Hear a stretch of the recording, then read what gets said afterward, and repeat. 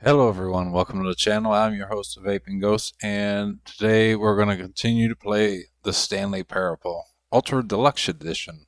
Alright, so in the last episode I tried to do the one ending where you push the turn on button for the mind control facility and whatnot, and it didn't go too well, so I'm going to try to tackle it again. I'm sure it's going to go through the whole thing again, so I'm going to cut out some of the stuff and just get right into the chase. So I'm going to cut this off, and then when I come back, then we're just going to go through it.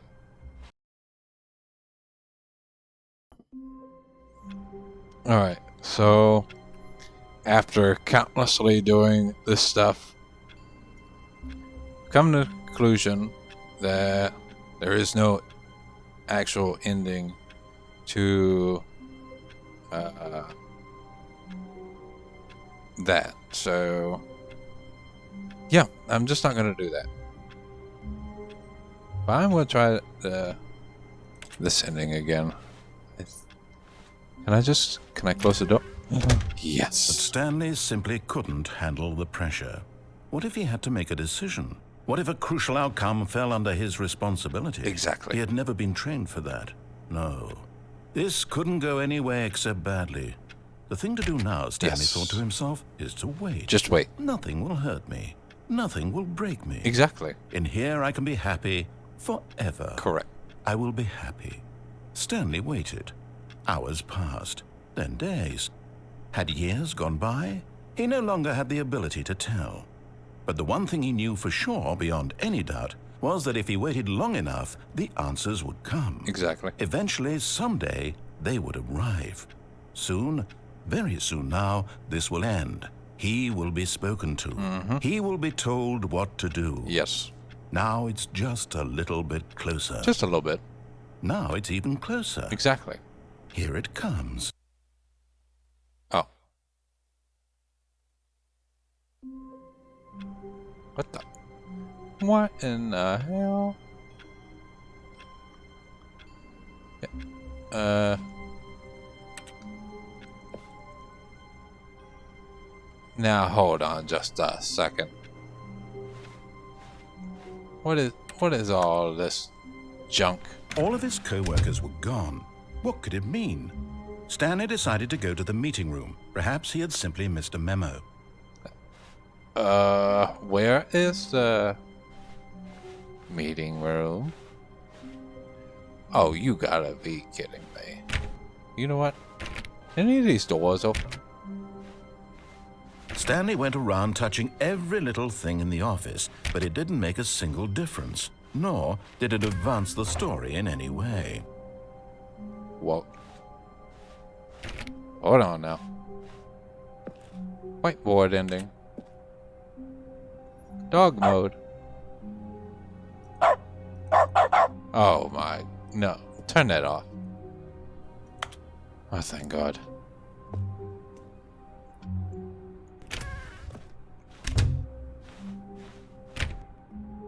Okay.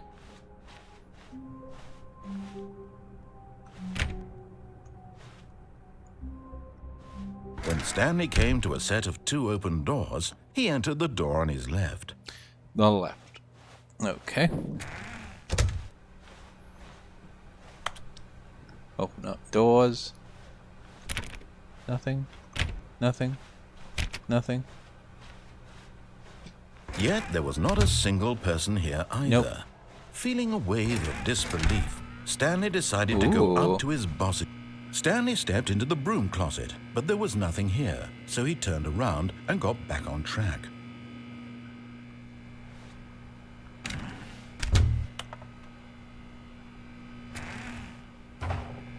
Are you sure? There was nothing here. No choice to make, no path to follow, just an empty broom closet. No reason to still be here. Are you sure? I mean, there's a whole bunch of tools here. It was baffling that Stanley was still just sitting in the broom closet.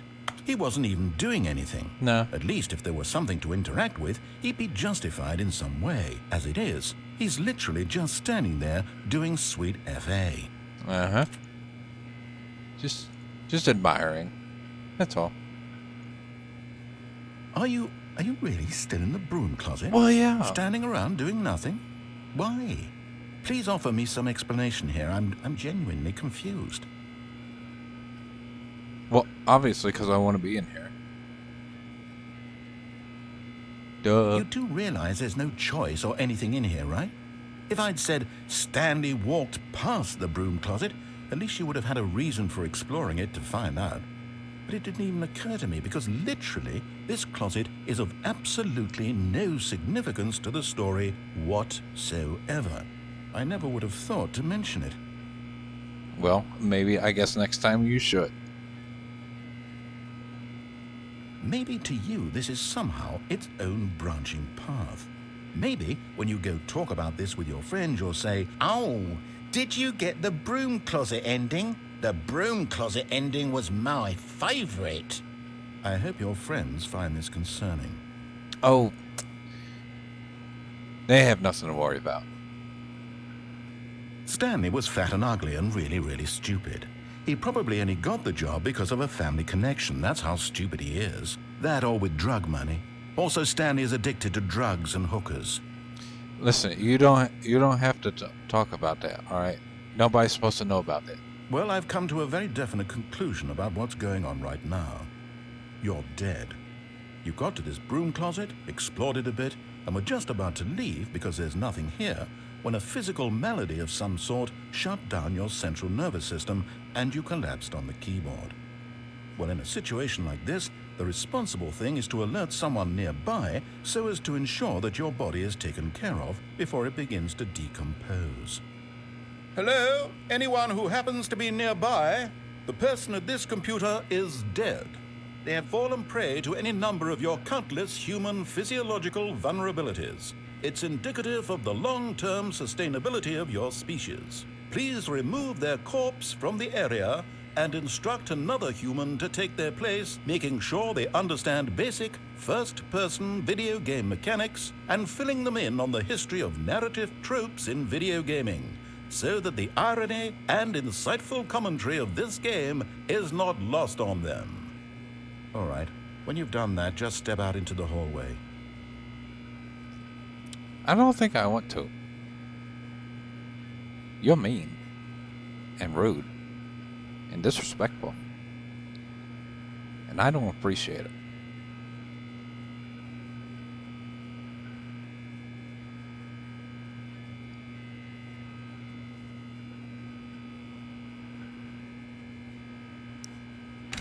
Well. Ah, second player. It's good to have you on board.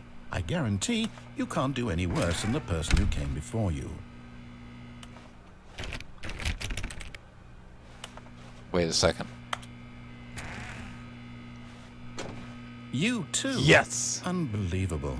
I'm at the mercy of an entire species of invalids. Perhaps there's a monkey nearby you can hand the controls to. A fish? Fungus? Look, you can hammer out the details. I'm not particularly picky. I'll just be waiting for when you're ready to pick up the story again. Can you really wait that long? That sounds like a challenge.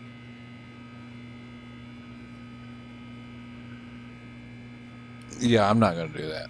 So let's see.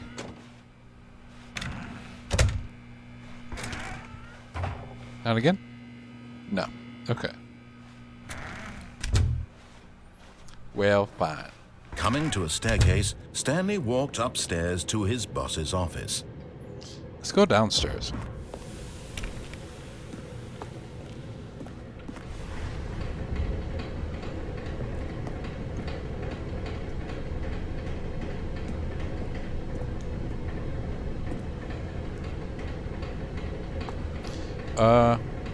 Somebody left their lights on.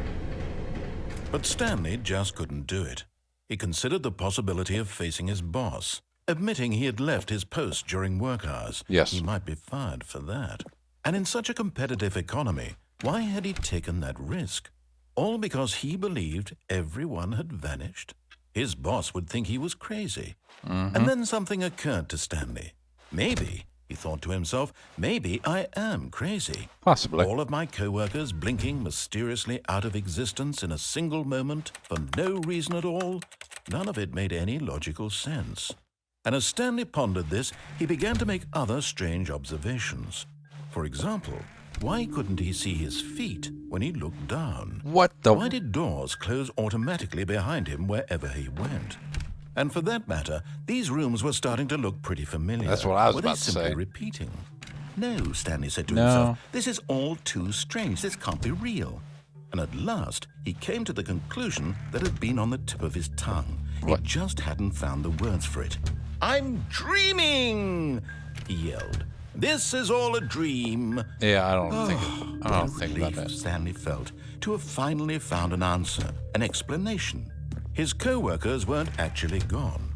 He wasn't going to lose his job. He wasn't crazy after all. And he thought to himself, I suppose I'll wake up Wait a soon. second. I'll have to go back to my boring real-life job pushing buttons. I may as well enjoy this while I'm still lucid. So he imagined himself flying and began to gently float above the ground. What the Then hell? he imagined himself soaring through space on a magical starfield, and it too appeared. It was so much fun, and Stanley marveled that Really? he had still not woken up. Really? How was he remaining so lucid? And then perhaps the strangest question of them all entered Stanley's head. What's up? One he was amazed he hadn't asked himself sooner. Why is there a voice in my head dictating everything that I'm doing and thinking? Exactly. Now the voice was describing itself being considered by Stanley, who found it particularly strange. I'm dreaming about a voice describing me, thinking about how it's describing my thoughts, he thought. Exactly. And while he thought it all very odd and wondered if this voice spoke to all people in their dreams, the truth was that, of course, this was not a dream. How could it be? Was Stanley simply deceiving himself? Believing that if he's asleep, he doesn't have to take responsibility for himself? Possibly. Stanley is as awake right now as he's ever been in his life. That's creepy. Now, hearing the voice speak these words was quite a shock to Stanley. After all, he knew for certain, beyond a doubt, that this was in fact a dream. Did the voice not see him float and make the magical stars just a moment ago? How else would the voice explain all that? This voice was a part of himself too. Surely, if he could just... He would prove it. He would prove that he was in control, that this was a dream. Yes. So he closed his eyes gently, and he invited himself to wake up. He felt the cool weight of the blanket on his skin, the press of the mattress on his back, the fresh air of a world outside this one. Let me wake up, he thought to himself. I'm through with this dream. I wish it to be over. Yep. Open your eyes. Let me go back to my job. Let me continue pushing the buttons. Please, it's all I want.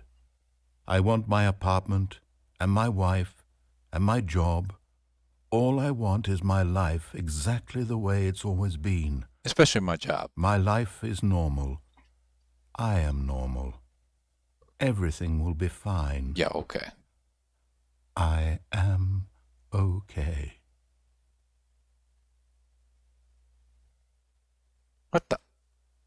What in the Sam? Oh. Stanley began screaming. Please, someone, wake me up. My name is Stanley. I have a boss. I have an office. I am real. Please, just someone tell me I am real. I must be real. I must be. Can anyone hear my voice? Who am I? Who am I? And everything went black. Oh. Well. This is the story of a woman named Mariella. Mariella. Mariella woke up on a day like any other. She arose, got dressed, gathered her belongings, and walked to her place of work. But on this particular day, her walk was interrupted by the body of a man who had stumbled through town talking and screaming to himself, then collapsed dead on the sidewalk. And although she would soon turn to go call for an ambulance, for just a few brief moments, she considered the strange man. He was obviously crazy. This much she knew. Everyone knows what crazy people look like. Exactly. And in that moment, she thought to herself how lucky she was to be normal. I am sane. I am in control of my mind. I know what is real and what isn't. It was comforting to think this, and in a certain way, seeing this man made her feel better. But then she remembered the meeting she had scheduled for that day. The very important people whose impressions of her would affect her career, and by extension, the rest of her life. She had no time for this. No time. So it was only a moment that she stood there, staring down at the body. And then she turned and ran. Well.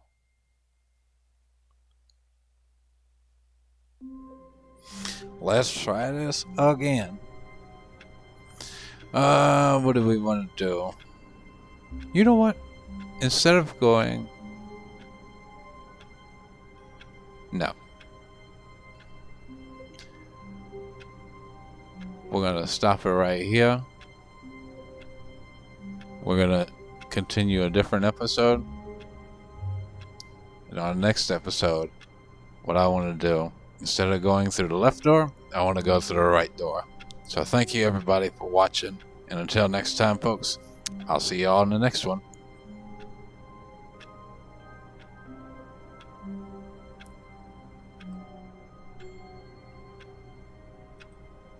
Stunned to discover not an indication of any human life. Shocked, unraveled, Stanley was in such a rush to get through the story as quickly as possible, he didn't even have a single minute to just let the narrator talk. That kind of anxiety isn't healthy, so he relaxed for a few moments with some calming New Age music.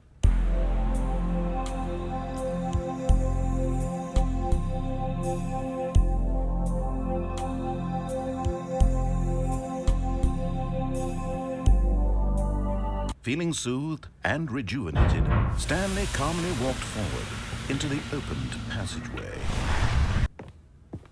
Okay, I think we all know the drill by now. Blah, blah, blah. Dark secrets, the keypad. Stanley pushes some buttons. Oh, hey, look, it's a new passageway. Quelle surprise. Thank God. Here's the door. Just go. Well, thank you.